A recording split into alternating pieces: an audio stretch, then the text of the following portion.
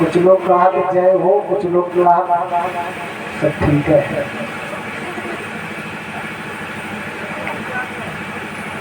बोली काली मैया के।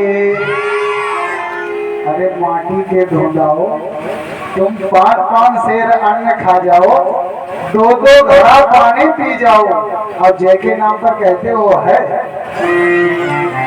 कुछ लोग कहते सब कुछ ठीक है। आज मैया सती जैसे ही माता के पास पहुंची है, माता से पूछ रही है कि मैया मेरा घर कौन सा है, ये है या वो है। न मायके में पूरा है न ससुराल में पूरा, कहीं पूरा नहीं है। और हमें तो ये लगता है कि इन लोगों की तो वो अवस्था है आसमान से गिरी और खजूर में लटक गई। और नहीं तो आज घर जाकर सब लोग पूछिए ऐसी सब देह काऊ काऊ की तो देह पूज देंगे कि आप तो मैं हिस्सा देवाएं। लेकिन अब चिंता नहीं, अब सरकार ने आदेश कर दो, अगर भैया नेको आंखी टेढ़ी करे तुरंत पहुंच जाओ, कैसी काम आओ हिस्सा। जैसे ही इतना कहा मैया सती ने, उसी समय प्रसूति माता ने कहा कि बेटी तुम चिंता मत करो, मैं समझाऊंगी। चलो यज्ञशाला की ओर चलते हैं। मैया जिस समय यज्ञशाला का निरीक्षण किया है तो क्या पाया है, सभी देवताओं के स्थान बने हुए हैं, लेकिन भगवान शंकर को कहीं स्थान नहीं दिया गया। कतहु अधिक शंभु कर भागा, कुत्ताओ चित चढ़ो जो शंकर कहू, पति अपमान देख और दहू। अब को वो बात याद आई है कि शायद इसीलिए हमारे स्वामी कह रहे थे कि वहां मत जाओ, लेकिन मैंने अपने स्वामी की बात नहीं मानी। विचार किया कि अगर अब मैं जाऊंगी पिता के यहाँ अपमान हो गया। मेरे स्वामी ने पूछा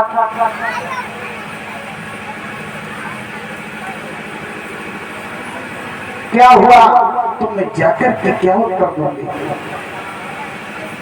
तो मैया ने सभी सभासदों से कहा कि इस सभा में उपस्थित समस्त सभासदों, सभी लोग आज यहाँ पर उपस्थित हुए हो, भगवान शंकर का अपमान हो रहा है और तुम लोग अपना अपना भाग लेने के लिए आए हो।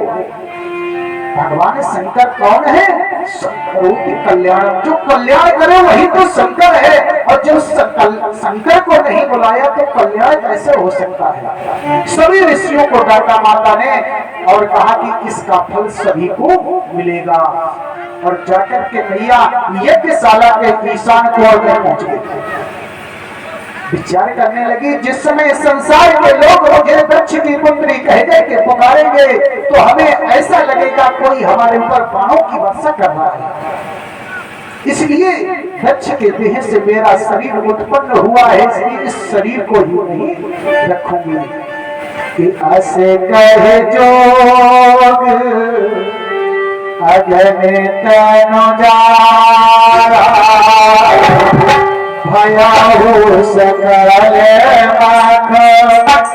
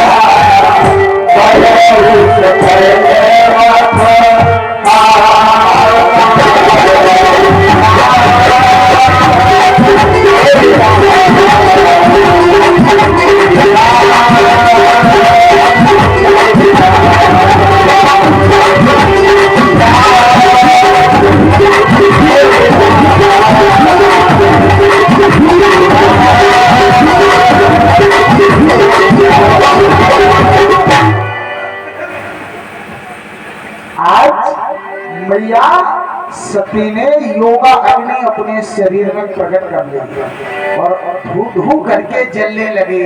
और जैसे ही माता को जलते देखा तो जो भगवान शंकर के गढ़ साथ में आए थे वो यज्ञ विध्वंस करने लगे और चिल्लाने लगे, अरे मैया तुमने ये क्या कर लिया, मैं भगवान शंकर को जाकर के क्या उत्तर दूं। जैसे ही आज समस्त गढ़ दौड़े हैं यज्ञ विध्वंस करने के लिए, तो उस यज्ञ के इंद्राचार्य थे कौन? परशुराम जी के बाबा जी रघु महाराज। तो उन्होंने आह्वानित करके जैसे ही जल छोड़ा है तो वहां पर आगे रुरु नाम के देवता प्रकट हो गए। उन्होंने भगवान शंकर के गढ़ों को मार करके भगा दिया। इधर घर भागते हुए जा रहे हैं, रोते हुए, तब तक नारद जी वहां पहुंचे कैलाश पर। अपनी वीणा को उठाया कि मौका अच्छा है कि श्रीमन नारायण नारायण नारायण श्रीमन नारायण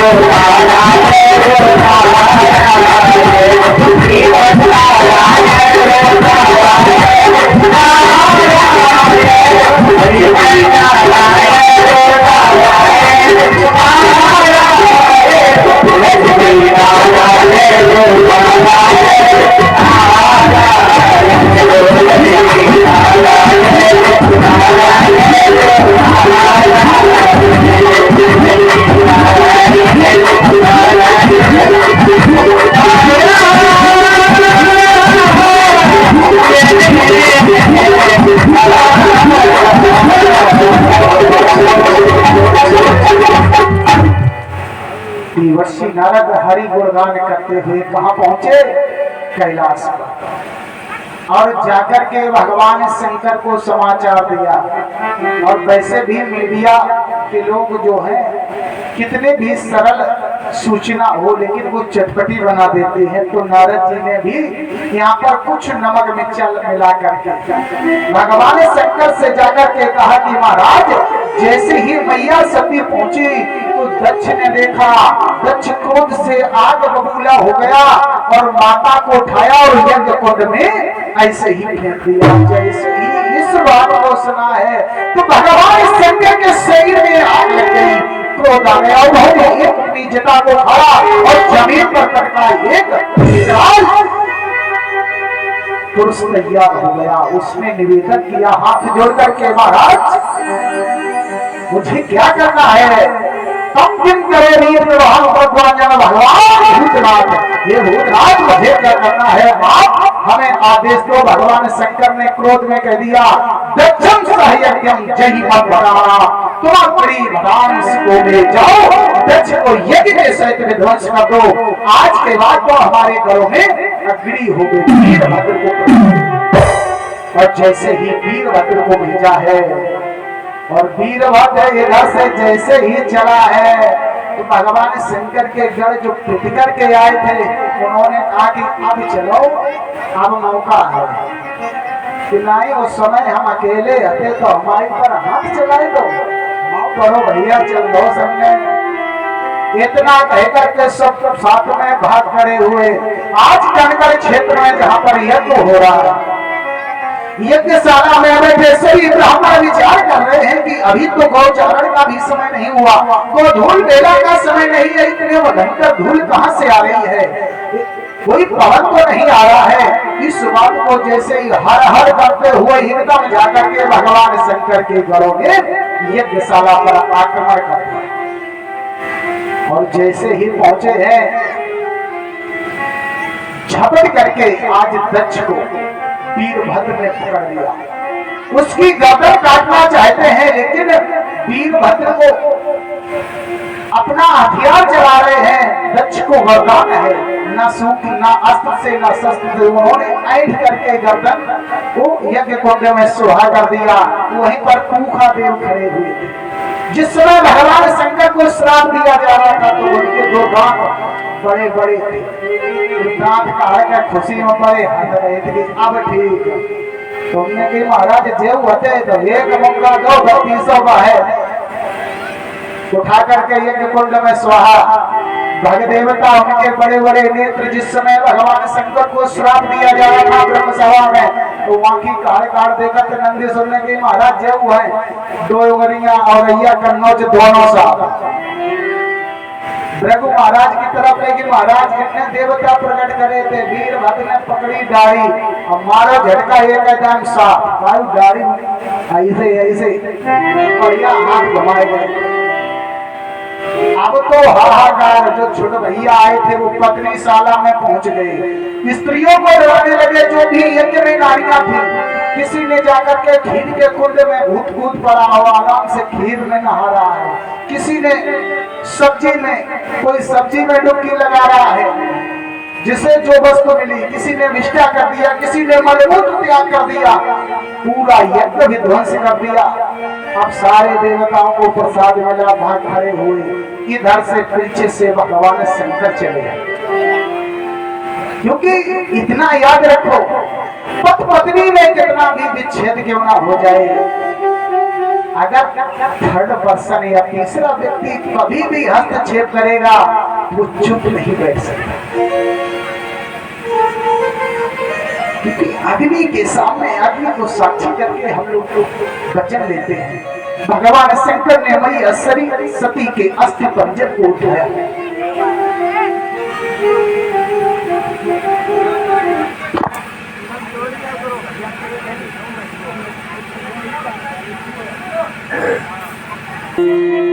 आज जैसे ही भगवान शंकर पीछे से पहुंचे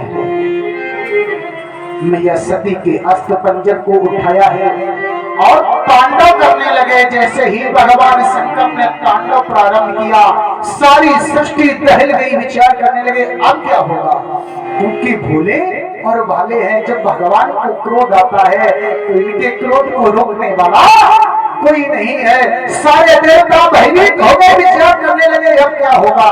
दौड़ के नारायण के शरण में गए कि भगवान रक्षा करो, रक्षा करो।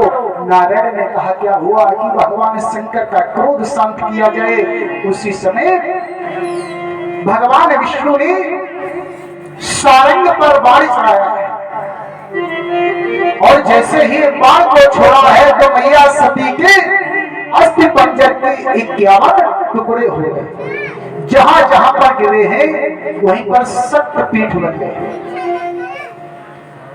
कहीं सारंग का प्रमाण है और कहीं सुदर्शन चक्र का। जो अच्छा लगे उसे स्वीकार करना। अब भगवान शंकर ने विचार किया कि जब अब तो घर में कोई नहीं है,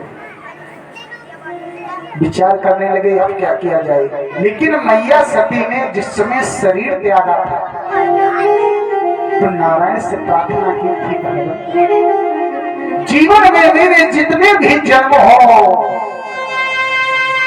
लेकिन मुझे प्रत्येक जन्म में मेरे स्वामी भोलेनाथ सती मरना हर सन बर मामा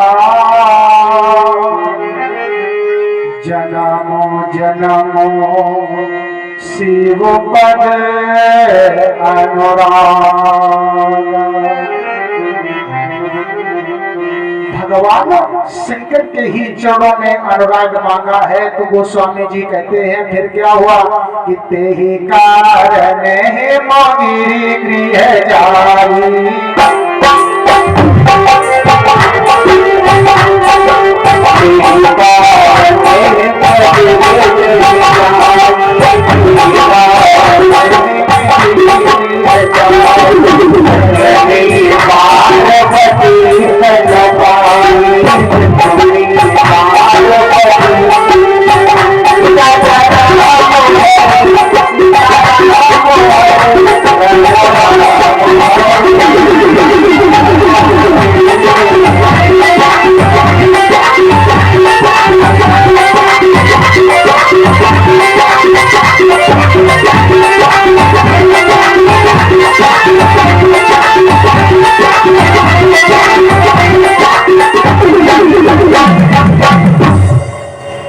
यही कारण हिमगिरी गृह जाई।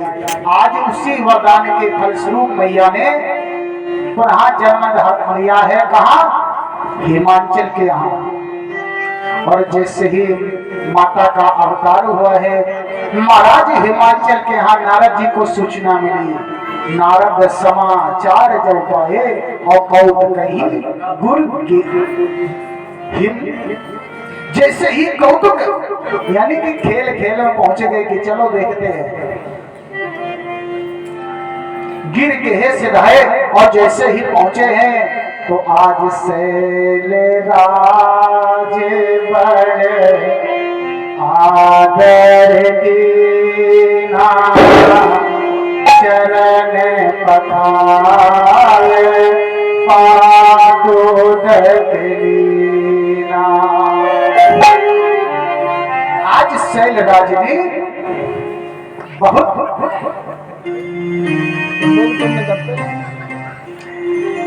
आदर किया, शरण धुले। जब भी संत आपके घर आए वास्तविकता में संत होना चाहिए, क्यों आजकल संतों नहीं पहचान सकते, भांत भांत के हैं। रामचरितमानस में अभी आगे चर्चा आएगी तो बताएंगे कि 4 प्रकार के संत बताए गए। कौन कौन से? असली, नकली, फसली और कतली। आज शैलराज ने जैसे ही देखा है बड़ा सम्मान किया, ले जाकर के आसन पर बिठाया, चरण धुले। क्योंकि चरण धुलने के बाद वही जल सारे भवन में छिड़काया और छिड़काने के बाद प्रणाम किया है, नार सहित पद वंदन किया। प्रणाम करने के उपरांत आज अपनी पुत्री को लेकर के आई और कहा, महाराज हमारे घर में इस कन्या ने जन्म लिया है, आप इस कन्या के भाग्य के बारे में कुछ हमें बताओ। इस बात को कहा है, क्यों कहा कि त्रिकालज्ञ सर्वज्ञ तुम गति सर्वत्र तुम्हार, कहो नाथ सुता के दोष गुण मुनिवर विचार। महाराज आप तो त्रिकालज्ञ हैं, आप भूत भविष्य वर्तमान को जानने वाले हैं, आप मेरी कन्या के बारे में कुछ बताएं। नारद जी ने कहा, अगर आपकी अभिलाषा है तो नारद जी ने जैसे ही माता का हाथ देखा है तो ज्योतिष का एक नियम है, जब भी आप यह कुंडली दिखाने जाए किसी ब्राह्मण को अथवा हाथ, क्योंकि माताओं को बड़ी अभिलाषा होती है कि पंडित जी हाथ देख के कछु बताए दे। अगर पंडित जी कछु जानत होते तो जब बस्ता गांव में कथा नहीं कहा करते, घर पूजे जाते। क्यों कि यहाँ कर्म से भाग बदलते, कर्म प्रधान है कि यहाँ कर्म से भाग बदलते, श्रम निष्ठा है न्यारी, त्यागियों की त्याग की गाथा गाती कवि की वाणी। यहाँ का सैनिक युद्ध भूमि में ये गाया करता गीता, यहाँ खेत में हल के नीचे खेला करती सीता। चंदन है इस देश की माटी, तपोभूम हर ग्राम है, हर बाला सीता की प्रतिमा, बच्चा बच्चा राम है। यहाँ सवेरा शंख बजाता योगी की ये शान है, हर बाला राधा की प्रतिमा, बच्चा बच्चा श्याम है। ज्ञान यहाँ का गंगा जलसा पावन है अभिराम है, हर बाला देवी की प्रतिमा, बच्चा बच्चा राम है। कर्म प्रधान है और हाथ में कुछ नहीं है, क्योंकि हाथ में अगर आप सत्संग में जाओ, कोई बढ़िया हस्तरेखा का ज्ञाता हो उसको हम दिखा लेना, और आप 15 मिनट लगातार श्री राम जय राम, श्री कृष्ण गोविंद हरे मुरारे, जो भी मंत्र आपको प्रिय हो, हरे राम या ओम नमः शिवाय जप करके 15 मिनट ताली बजाना और फिर दिखाना, फर्क आ जाएगा। तो यहाँ पर कर्म प्रधान है। जब तक हम कर्म नहीं करेंगे, हाथ में तो लिखा है कि बेटा कलेक्टर हो जाएगा, अब स्कूल जाओ ना देखन कि हम तो पढ़ो मंगाए लिए, तो ऐसे कलेक्टर नहीं होंगे, मेहनत करनी पड़ेगी। जैसे ही कहा कि महाराज आप मेरी कन्या के बारे में कुछ भविष्यवाणी करो। नारद जी ने कहा कि आपकी कन्या बड़ी सुंदर है, सुंदर सहज सुशील सयान, नाम उमा भवानी। आपकी कन्या बड़ी ही सुंदर है, सरल स्वभाव की होगी, सयानी यानी कि होशियार बहुत है। और इसके नाम क्या होंगे? उमा, अंबिका, भवानी इत्यादि नाम से जानी जाएगी। और क्या होगा? सब लक्षण संपन्न कुमारी, संकट प्यारी।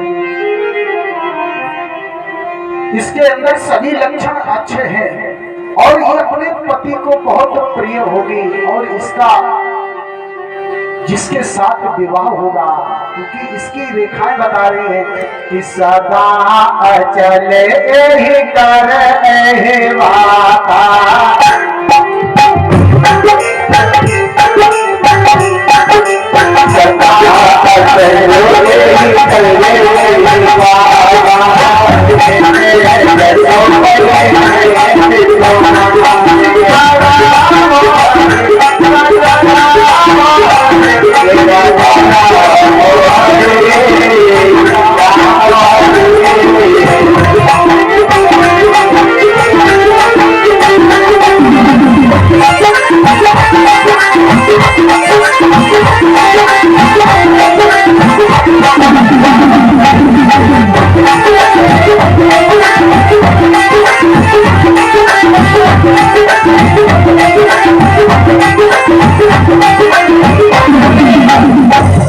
सदा अचल यही कर अहिवाता और यही तेजस है।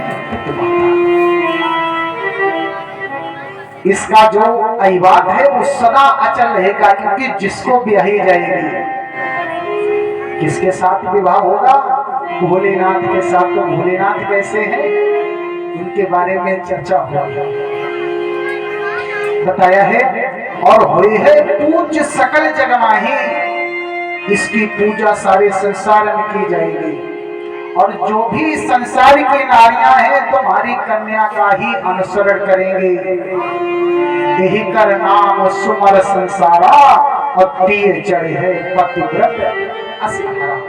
उनका नाम स्मरण मात्र से ही, आपकी कन्या का नाम स्मरण मात्र से ही संसार की नारियां पतिव्रत धर्म का पालन करेंगे। आपकी कन्या के बहुत से अच्छे गुण हैं, लेकिन अब बाद में नारद जी ने कहा अब एक दो अवगुण है। इसका पति कैसा होगा? आगोने अमाने मातो पे तो ही ना, उदासीन सवो संशय छीना। आगोने अमाने मातो पे तो ही ना, उदासीन सवो संशय छीना। अब इसका पति कैसा होगा? अगुण, कोई भी गुण नहीं। क्यों? भोलेनाथ पर आप जाकर के 2 लोटा जल चढ़ा दो तो भी खुश, ना चढ़ाओ तो भी खुश। आप जाकर के धतूरा चढ़ा दो तो भी खुश, और ना चढ़ाओ तो भी खुश। क्योंकि वो उन्हें मान और सम्मान से कोई लेना देना नहीं है। अगुण, अमान, सम्मान से कोई लेना देना नहीं। क्योंकि एक बार भोलेनाथ ने देखा कि एक व्यक्ति 4 लोगों के कंधों पर जा रहा है, उसके पीछे जितने लोग जा रहे हैं तो सभी लोग एक शब्द बोल रहे हैं, राम नाम सत्य है, सत्य बोलो मुक्ति है।